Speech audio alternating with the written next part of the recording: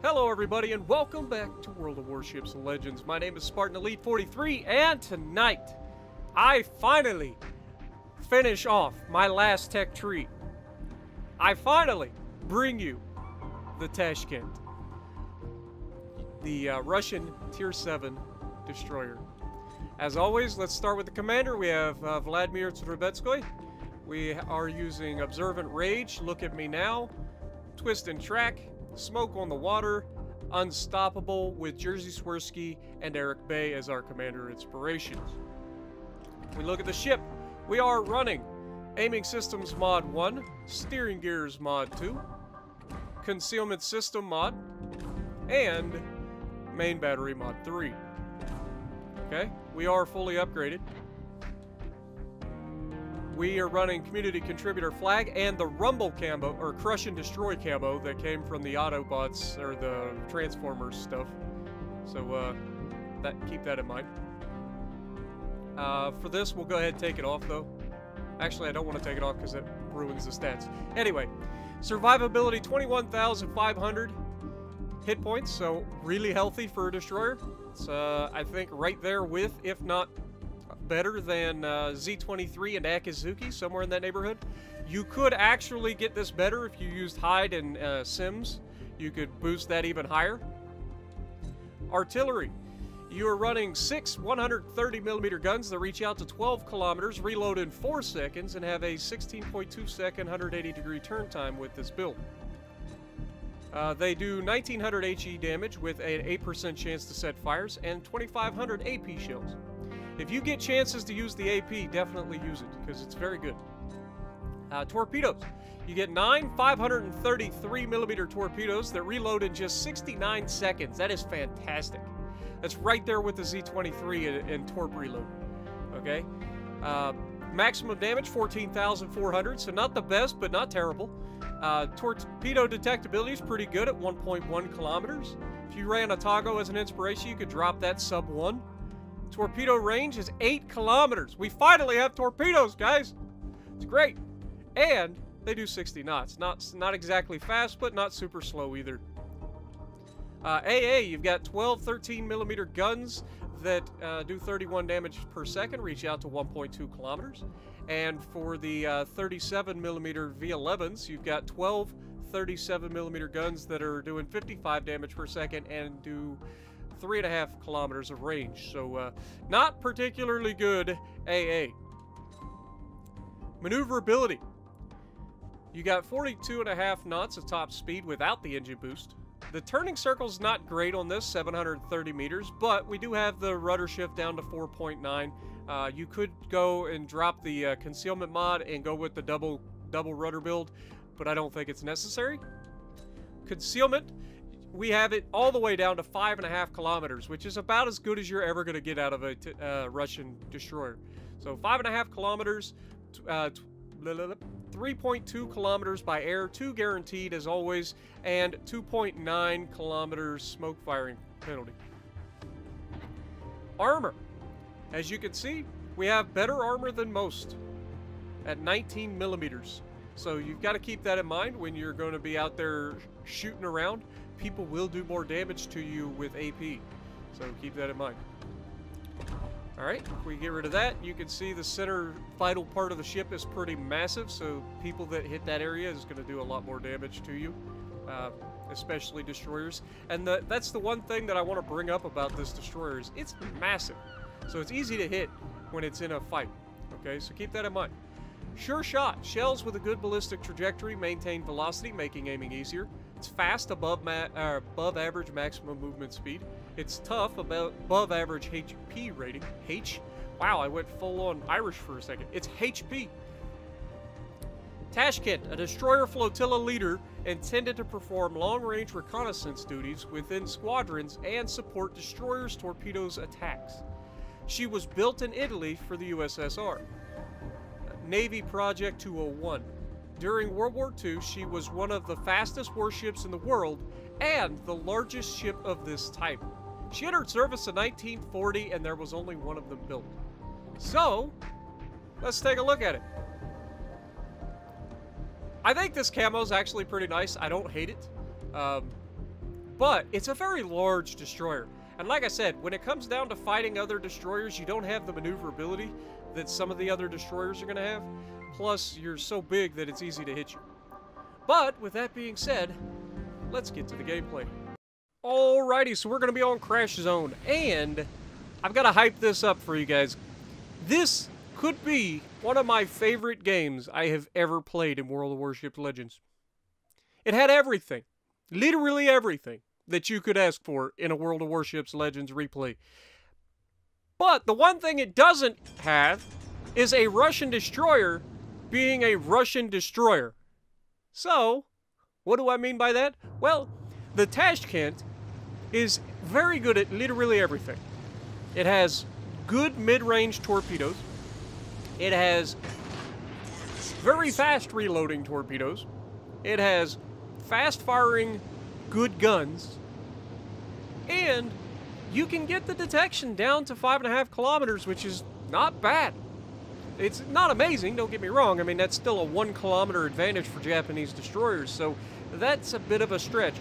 But you're going over 42 knots without using the engine boost. Okay?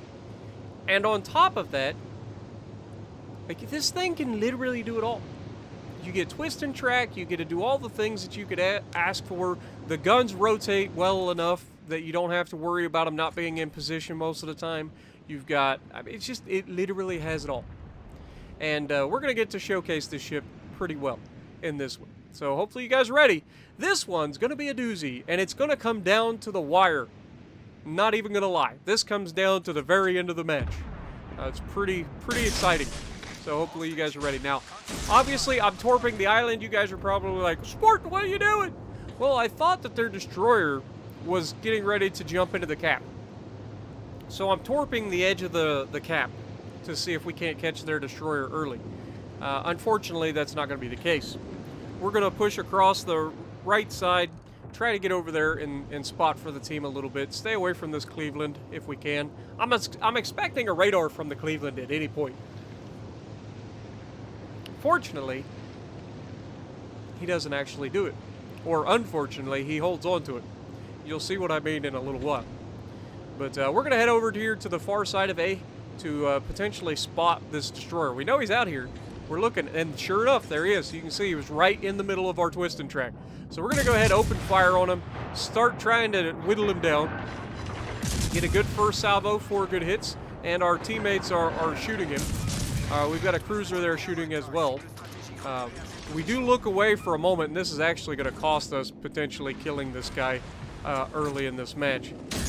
I thought he was going to go undetected, and he doesn't. So I spent way too much time shooting or launching torpedoes and looking away when I could have just shot him to death. So this was a mistake by me early in this match, and it could have really big consequences late in this match. But we get a fire on him, and I'm not going to lie, I thought he was dead here.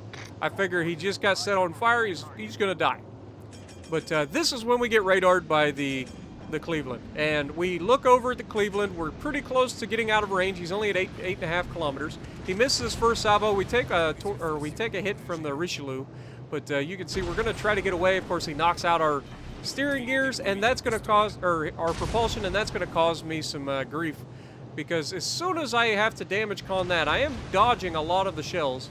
But I turn back here, I'm trying to judge where they're going to go, and unfortunately he catches us with like 2 shells and sets a fire. Of course he does.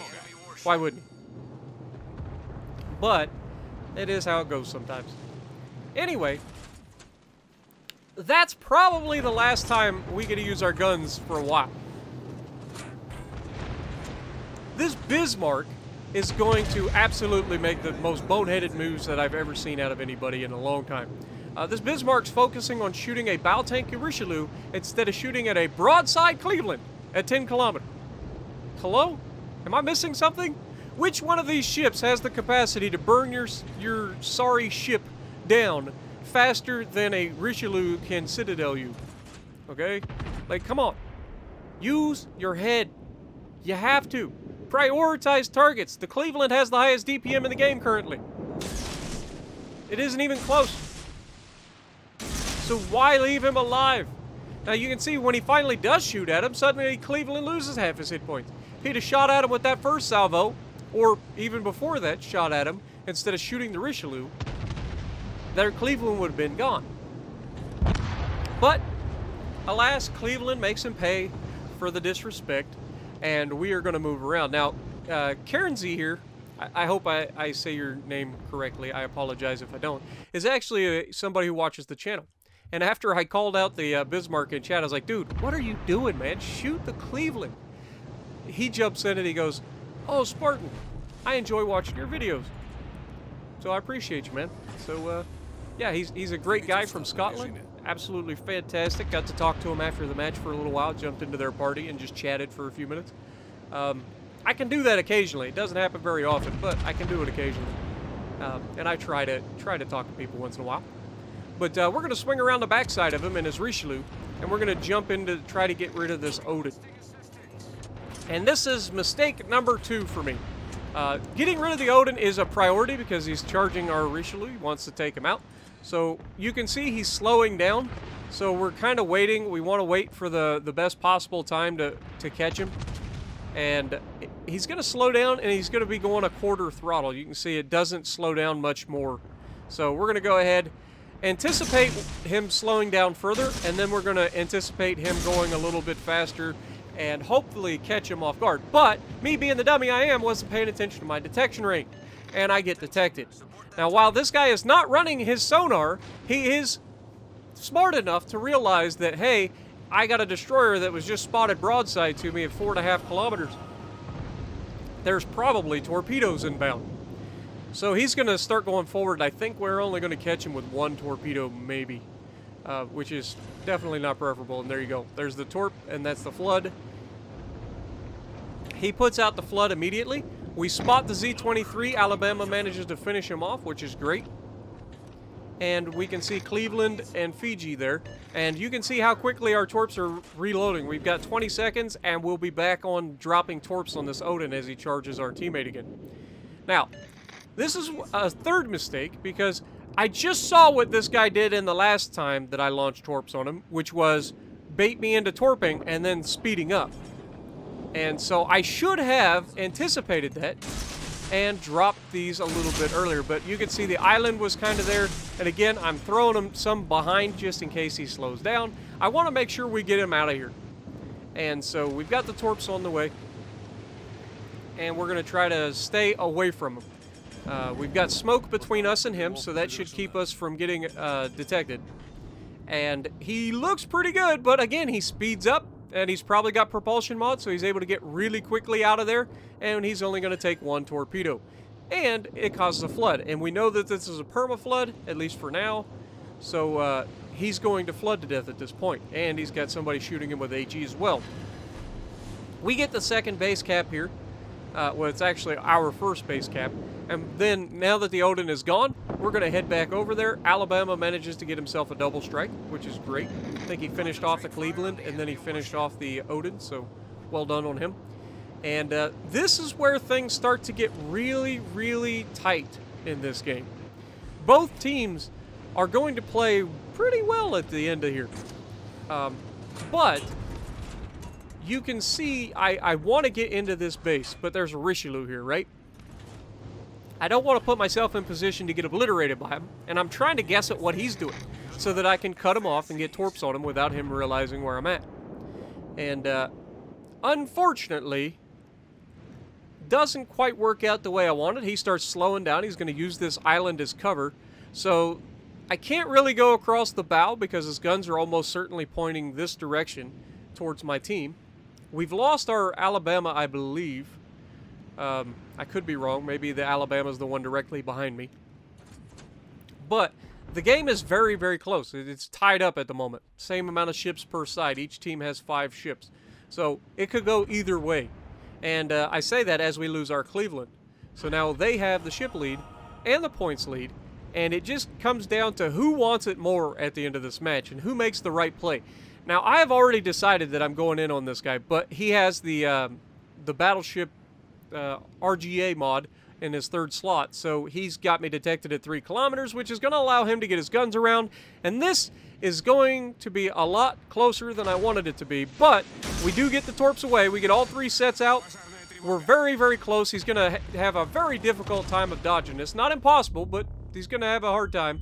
And we do manage to dev strike him, getting him off the board, which is a very, very hard ship to get rid of. So getting that battleship out of here is huge. I would rather fight a Torpedoes in cruisers than a Richelieu in cruisers. So getting rid of that Richelieu was huge. It also allows me to start capturing this base. Now I'm requesting fire on the Fiji because he's actually the biggest threat to me. He looks like he wants to come get me. I've got 500 hit points and a dream right now. We're at 86,000 damage, and this is kind of sketchy. This is actually not a smart play by me to go behind this battleship for 2 reasons.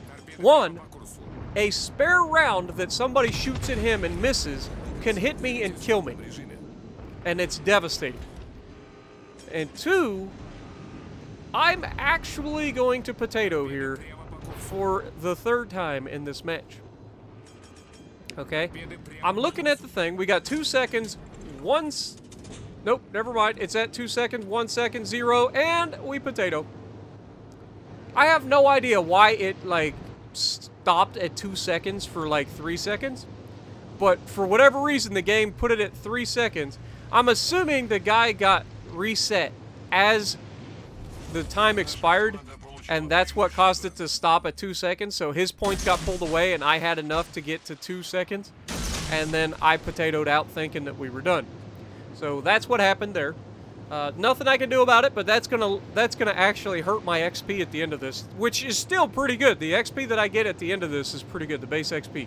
So I could have had another solo base cap on top of it, but I didn't.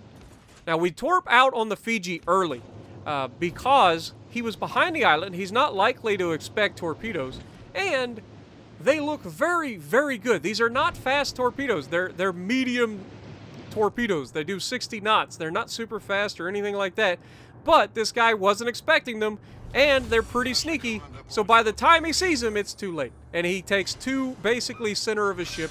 Down he goes, another dev strike for us. So that's our 2nd dev strike of the game. Now, we've got to pay attention to what the Torpedoes is doing. He's coming right at us. We've managed to pull this game back. We've got 2 cruisers and me to win this match. And the other cruiser's done a pretty good job as well. I can't think of his name right off top, but I think he comes 2nd on the team, so keep that in mind.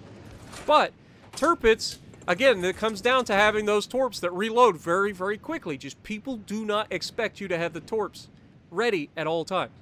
And so we're able to drop torps out ahead of him once again, trying to give us a pretty solid spread. 1 out in front, 1 right on, and 1 slightly behind. That gives us a nice spread in case he decides to change direction slightly.